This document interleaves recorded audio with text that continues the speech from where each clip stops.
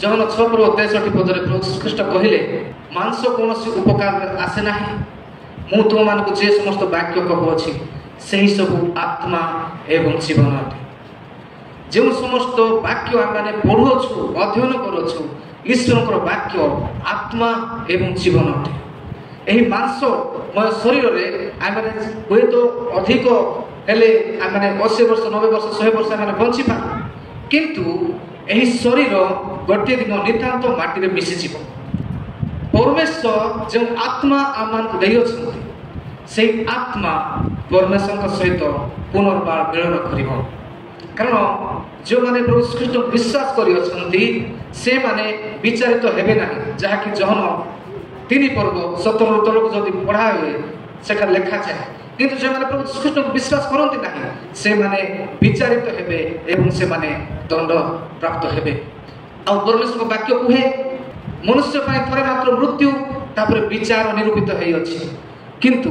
जो माने प्रभु श्रीकृष्ण विश्वास कर अनंत जीवन में प्रवेश करेंगे किंतु जो माने प्रभु श्रीकृष्ण को विश्वास करना से माने अनंत नरक में प्रवेश करेंगे। मृत्यु पर आ मनुष्यर कौन जन्म ना मृत्यु पर विचार निमंते केवल से निरूपित होती प्रभु श्रीकृष्ण विश्वास कर अनंत काल पर्यंत ताहांकर दक्षिण पार्श्व से रही धन्य अटू जे सही प्रभु को आम पाइछु। आ मत बहुत दुख लगे आम कहीं मंडल को आसवाई केते परिवार अवहेला करूछु कहीं आम प्रभु को हेय ज्ञान करूछु कहीं परमेश्वर को वाक्य को आम हेय ज्ञान करूछु निज गोड़े निज कुराड़ी मारला भाया आम मैंने करूछु। आम मैंने जदि मंडल को आसवा ना मंडल कौन किसी विपद हेब कि निजर ही विपद आम जो वाक्य पढ़लु यही वाक्य प्रभु यीशु ख्रीष्टर मृत्यु पर जब से पुनरुत्थित हेले पुनरुत्थित होला परे से स्वर्गारोहण करने पूर्व से बारंबार थोड़े ना 2 थर ना बारंबार 40 दिन से निजर शिष्य मान से दर्शन देले कथा कहले आउ से कहले मु एही जगत को छाड़ी जाउछि आउ मु गोला परे आउ जड़े मो पर शक्तियुक्त आत्मा से पवित्र आत्मा आउ से जब आसवे तुम मान को शक्ति प्राप्त कर प्रभु श्रीकृष्ण प्रतिज्ञा कले मु जीवा द्वारा तुम अति उत्तम हेब कारण मुझे जीवी से पवित्र आत्मा को तुम निकट पठेबी जेरूसालेम केउ स्थान को जाऊना आउ जिते शिष्य माने जेरूसालेम ऊपर कठरे रही प्रार्थना करुले से समय पवित्र आत्मा परमेश्वर से ओल्लई आसे 50 दिन जिते होता प्रार्थनार समय आ पवित्र आत्मा जो ओल्लई आसते से शक्ति प्राप्त हेले एवं शक्ति प्राप्त है जो भीतर प्रभु श्रीकृष्ण को 3 थर मु जानी ना बोली कही अस्वीकार करते से भीतर जिते श्रीकृष्ण को विषय प्रचार कर3000 लोक मैंने एकाथर प्रभु श्रीकृष्ण को विश्वास कर प्रभु श्रीकृष्ण नाम परित्राण प्राप्त हो हालेलुया। आउ से समय यही प्रकार गोटे ब्रेक थ्रू हो जो माने प्रभु श्रीकृष्ण को ताड़ना करते जो माने क्रूस चढ़ाई आउ भीतर डरू ना जे प्रभु श्रीकृष्ण शक्ति आगमन क्रूस मृत्यु पर्यंत जो समस्त कार्य से कर समस्त विषय कहवा द्वारा ईश्वर योजना विषय से लोक मान को कहते आउ जो से कहते लोक मान हृदय विदीर्ण हो गला लिखा जाए आउ से समय लोक मैंने अनुताप कर प्रभु श्रीकृष्ण विश्वास कर परित्राण प्राप्त होती से दिन 3000 लोक एकाथर प्रभु श्रीकृष्ण को विश्वास कर परमेश्वर उपस्थिति को से आसुच्च मंडल सहित संयुक्त होती आउटा हूँ बैकग्राउंड आने जो वाक्य आम पढ़ू से वाक्य को आम जा जिते आउ शिष्य मैंने प्रेरित मैंने से सुसमाचार प्रचार कले अनेक कारण आसला अनेक दुख कष्ट समस्या आसला तथापि से माने आउ प्रभु श्रीकृष्ण विषय सुसमाचार प्रचार करें अवहेला कले ना से माने सहभागितार रही आम जहाँ पढ़ू प्रेरित 2 पर्व 42 रु 47 जाए से प्रेरित मान शिक्षा सहभागिता रटी भांग प्रार्थना कर निविष्ट चित्त हो रहे जो मैंने प्रभु श्रीकृष्ण को विश्वास कले से दिन से परमेश्वर सहित निविष्ट होगा सहित विश्वासी मान सहित प्रेरित मान सहित से निविष्ट हो रहिले एकत्रित हो रहिले आ लोक समस्त भीत होगा लगे प्रेरित मान द्वारा अनेक अद्भुत कर्म और लक्षण साधित होगा लगे लोक मान सब डरी गले कारण शिष्य मान द्वारा अनेक आश्चर्य कर्म सब साधित होगा लगे प्रभु श्रीकृष्ण नाम जे घोषणा होनेक लोक मैंने विश्वास करेंगे ताहा जानी जो माने कि साधु के फारसी माने से माने भयभीत हेले आ चतुर्थ लिखा जाए मात्र जो माने विश्वास कले से माने समस्त एकत्रित रही सब पदार्थ साधारण संपत्ति बोली ज्ञान करुथिले आ पैसा लिखा जाए पुणी से माने अपना अपना स्थावर अस्थावर संपत्ति विक्रय करी जहार जेपरि प्रयोजन सही अनुसार समस्त को बांटी देବାକୁ ଲାଗିଲେ अर्थात से मान को जीवन रे आ पातर अंतर रहिला नाही धनी गरीब मनोभाव रहिला नाही उच्च नीच मनोभाव रहिला नाही जाति भेद रहिला नाही से माने एकत्रित हेले एवं परस्पर आवश्यकता पूर्ण करने से माने तत्पर है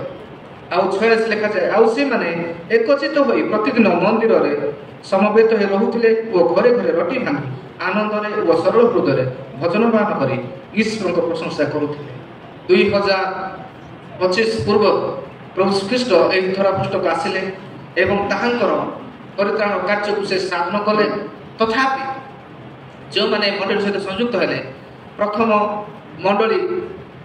तापरे मंडली स्प्रेड हैला से समय आज पर्यंत जदि हम देखू मंडली शिथिल हो जाउछि से एकता सही प्रभुଙ୍କର प्रशंसा करिबा आ परस्पर को सहायता करिबा एही मनोभाव मंडली गुडी करे ना ताहा लुप्त होउछि किंतु पवित्र आत्मा रे परिपूर्ण हेबा द्वारा ताहा पुनर्बार गठित होई पारे प्रेज द लॉर्ड हमर मंडली रे आमानकर समस्त परिस्थिति को बुझाई चेष्टा करूँ आम क्या जज न कर परस्पर साहाय्य करूँ आठ लिखा जाए 47 से एवं समस्त लोक प्रिय पात्र होते पुणी प्रभु परित्राण प्राप्त होता लोक को प्रतिदिन मंडल सहित संयुक्त करने को लगिले से समय विश्वासी जो मैंने थिले से माने आउ बहुत प्रभु को गुरुत्वपूर्ण देउथिले एवं प्रभुଙ୍କର निकटवर्ती है मंडल में संयुक्त हो सदा सदा प्रत्येक विषय परस्पर सहित ठिया होते एवं आगक बढ़ुते मंडल में जब किसी असुविधा होनेक लोक मैंने मंडली छाड़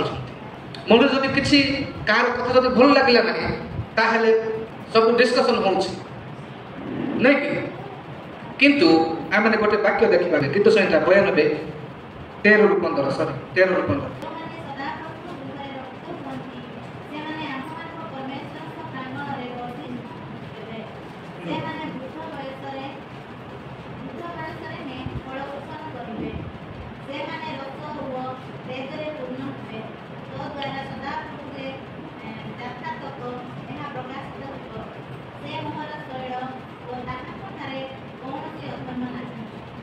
एठाने मैंने देखुछु जे जो माने सदा प्रभु कृपा रपित होती से माने आम मानक परमेश्वर को प्रांगण में वर्धिष्णु हेबे हालेलुया जो माने सदा प्रभु परमेश्वर को गृह रे रपित होती अर्थात मंडली को जो माने आसंती एवं सदा प्रभु परमेश्वर को सहित जो माने समय बितांती जो माने प्रार्थना उपासना रे निबिड़ चित्त होती से मान को सहित जो माने रहंती से माने कोन हेबे से माने सदा प्रभु को गृह रे रपित हेबे आ कोन हेबे से माने आम मानक परमेश्वर को प्रांगण में वर्धिष्णु हेबे खाली रपित हेबे ताहा नुहे किंतु वर्धिष्णु हेबे हालेलुया जते बेले आमे सदा परमेश्वर को उपस्थिति रे माने रहू एही प्रकार कई मध्य व्यक्ति नाही जे कि प्रभु श्रीकृष्ण के निकट को आसी आज भिको मागुछि कई मध्य व्यक्ति एही प्रकार नाही जे कि प्रभु श्रीकृष्ण के निकट को वास्तव रे प्रभु को जानी आज विभिन्न प्रकार असंगत कार्य रे अछि एही प्रकार कई मध्य नाही जे कि प्रभु श्रीकृष्ण के निकट को आसी प्रभुकर मंडली को आसी प्रभुकर वाक्य शिखी आ अनैतिक कार्य रे आज लिप्त अछि कारण प्रभु श्रीकृष्ण समस्त वाक्य जीवंत एवं कार्य साधक अटे जिते बेले आम परमेश्वर उपस्थिति को आसी था आम मैंने परमेश्वर गृह रे रपित होता